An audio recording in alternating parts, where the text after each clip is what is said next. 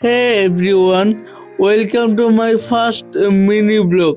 আমি আজকে যাব বাজারে একটা কাম আছে। কি কাম দেখলে আপনারা বুঝতে পারবেন। আমি মিস্ত্রিকে নিয়ে বাজার দিকে রওনা দিলাম। এটা আমাদের বাড়ির রাস্তা।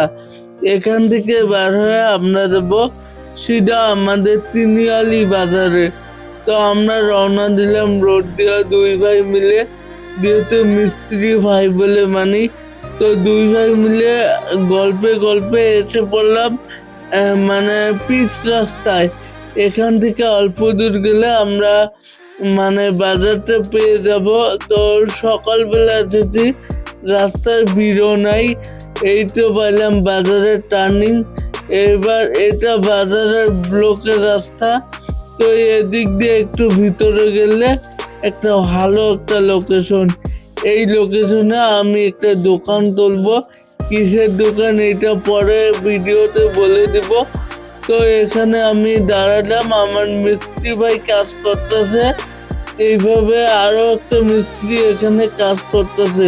হঠাৎ করে দেখলাম আকাশটা খুবই খারাপ করলো। আমি মনে করলাম হয়তো আজকে আর কাজ হবে না, যেহেতু আকাশ খারাপ করছে, বৃষ্টি হবে।